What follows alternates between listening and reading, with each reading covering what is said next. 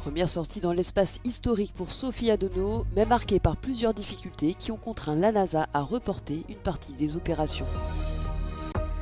L'Iran frappe une nouvelle fois un navire dans le détroit d'Ormuz. Les négociations avec les États-Unis restent au point mort et Téhéran tente de signer un accord avec le sultanat d'Oman.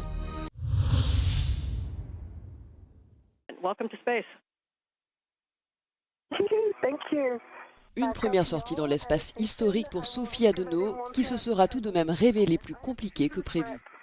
Aux côtés de l'américain Anil Menon, l'astronaute française a passé 6 heures à l'extérieur de la Station spatiale internationale pour remplacer l'antenne Space to Ground, qui permet notamment de transmettre les communications entre les astronautes à bord de l'ISS et les équipes au sol. L'opération a toutefois rapidement pris du retard. Lors du démontage de l'ancienne antenne, les 2 astronautes ont rencontré plusieurs difficultés, laissant notamment échapper des connecteurs électriques et des boulons dans l'espace. Face à ces imprévus, la NASA a finalement décidé de revoir le programme et de reporter une partie des opérations plutôt que de prolonger la mission et de réduire les marges de sécurité. Sophie Adenau et Anil Menon ont regagné l'ISS. Une nouvelle sortie pour poursuivre les travaux pourrait être prévue dès mardi prochain.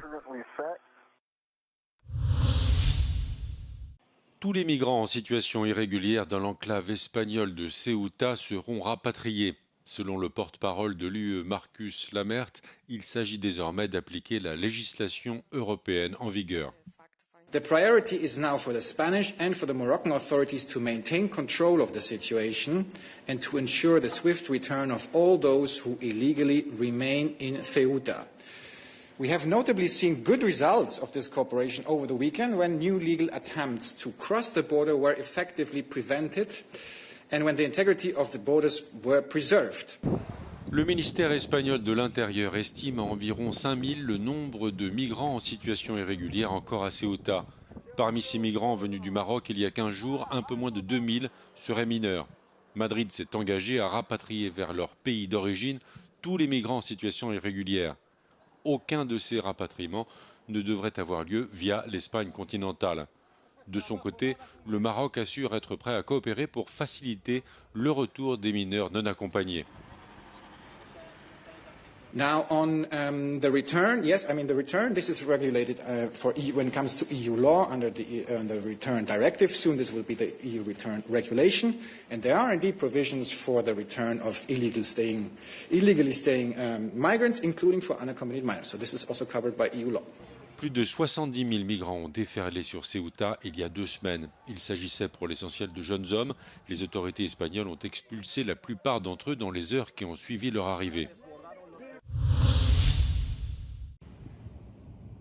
L'Iran a une nouvelle fois frappé un navire dans le détroit d'Ormuz. L'attaque tôt ce mardi matin a provoqué un incendie dans la salle des machines et a entraîné des victimes parmi l'équipage. Pour l'heure, une personne aurait été tuée. Dans le même temps, Mohammad Khalibaf, président du Parlement et principal négociateur iranien, a affirmé que le détroit d'Ormuz ne serait pas rouvert tant que les États-Unis n'auraient pas respecté leurs engagements, notamment la levée du blocus naval, le déblocage des avoirs iraniens, la levée de l'embargo pétrolier ainsi que la cessation des menaces et des opérations militaires.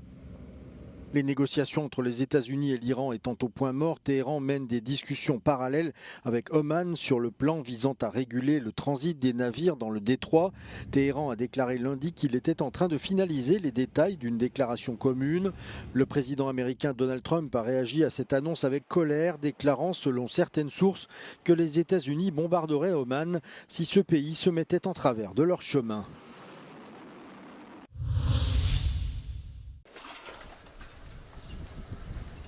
Moscou poursuit ses frappes d'ampleur en Ukraine. Les forces russes ont lancé 147 drones dans la nuit de lundi à mardi, dont 111 ont été interceptés ou neutralisés, a indiqué l'armée de l'air ukrainienne. Dans la région de Kharkiv, dans le nord-est du pays, une frappe a touché un village, faisant au moins 10 morts et endommageant de nombreuses habitations et commerces, selon le gouverneur local. Plus tard dans la journée de mardi, le chef de la diplomatie ukrainienne Andriy Sybiha et son homologue belge Maxime Prévost se sont rencontrés à Kiev. En raison des alertes, la réunion s'est tenue dans un bunker du ministère des Affaires étrangères. Dans le même temps, en Russie, la région de Moscou a été visée par 620 drones ukrainiens pendant la nuit selon les autorités russes qui précisent que 180 d'entre eux ont été abattus. Plusieurs personnes ont été blessées et des bâtiments ont été endommagés. Les dégâts les plus importants ont été constatés dans le district de Pavlovski Posad. Les forces ukrainiennes ont également affirmé avoir frappé plusieurs installations militaires russes, notamment un dépôt de munitions et des stations de contrôle au sol.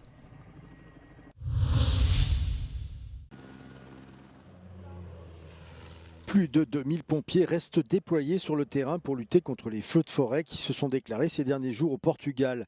Mardi après-midi, 3 incendies jugés importants faisaient toujours rage. L'incendie de Torre des Monts-Corvo dans le district de Bragance dans le nord du pays qui a débuté samedi continuait de mobiliser plus de 400 soldats du feu. Et depuis lors, plus de 2000 hectares ont déjà été ravagés par les flammes dans cette commune. 2 incendies de forêt à Arutza et à Santo Tirso suscitent également l'inquiétude des autorités. Plus d'une vingtaine d'appareils ont également participé aux opérations de lutte contre les incendies dans tout le pays.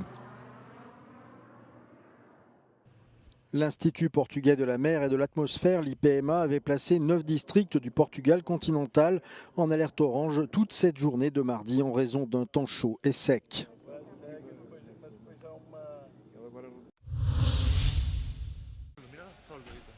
En Espagne, un nouveau séisme de magnitude 4,8 frappe Grenade et fait au moins 3 blessés, dont un mineur qui a été hospitalisé.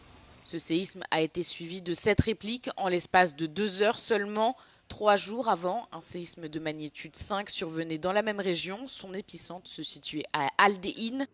Il avait causé quelques dégâts mineurs. La garde civile espagnole a diffusé des images montrant des agents dans 2 centres commerciaux qui ont été évacués par mesure de précaution, ainsi que dans une habitation qui aurait subi des dégâts mineurs. Selon l'Institut géographique national, ce séisme s'inscrit dans une série de secousses qui touchent la province andalouse depuis le 14 août. L'agence a enregistré plus de 300 séismes, pour la plupart de faible magnitude. L'épicentre de ce nouveau séisme, situé entre Aldeín, Gojar et Otura, se trouve à quelques kilomètres seulement de la ville de Grenade, où l'Alhambra a été évacuée par mesure de précaution. Les autorités andalouses maintiennent le plan d'urgence face au risque sismique. Celui-ci a été mis en place le 15 août dernier.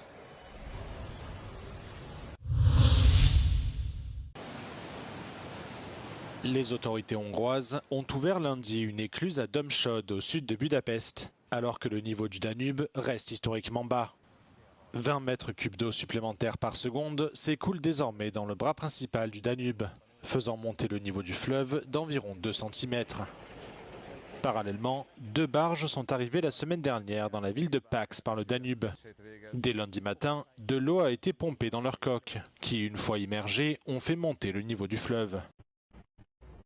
Most folyik ott, ha látjátok az emberek ott a végén, most rögzítik ott a parthoz már ezt a 80 méteres bárkát, és így fogják utána majd befordítani.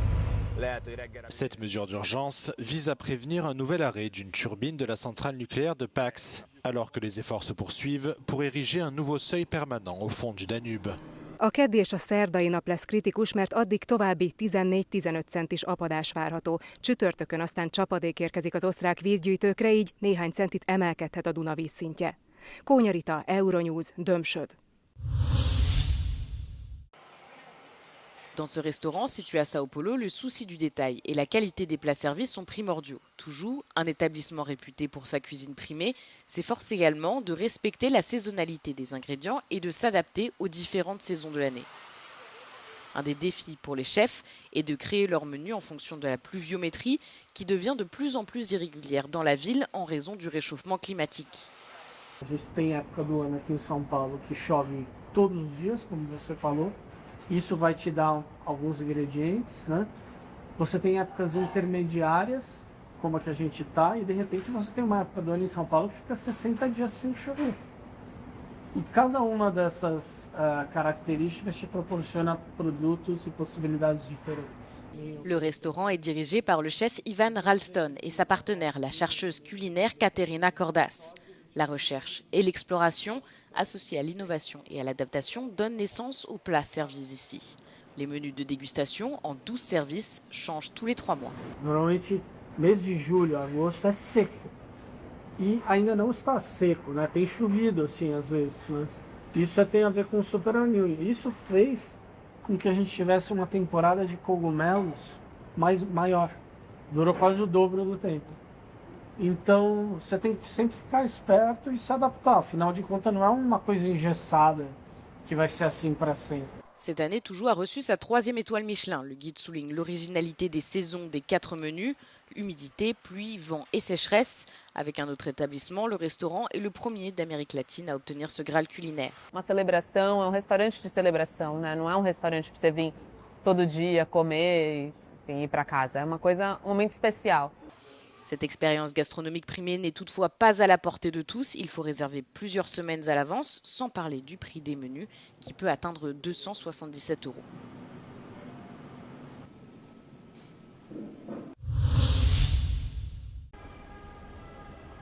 Les Français ont à Paris le zouave du pont de l'Alma, dont les pieds sont dans l'eau quand le fleuve est en crue. Et à Rome, les Italiens ont au fond du Tibre les vestiges du pont de Néron. Les ruines du pont Sneroniamus effleurent à la surface de l'eau et c'est le signe d'une sécheresse sévère. Des ingénieurs romains avaient mis sur pied le passage sur le fleuve à l'époque de Néron ou peut-être même de Caligula. L'incertitude demeure sur la période exacte de sa construction. Le pont date en tout cas du début de notre ère et était posé sur un coude du Tibre en plein cœur de Rome, à côté de l'actuel pont Emmanuel II et tout près du château Saint-Ange.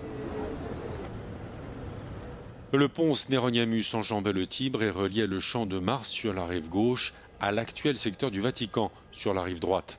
Plusieurs piliers du pont néronien s'étaient maintenus jusqu'à leur destruction au XIXe siècle pour faciliter la navigation sur le Tibre.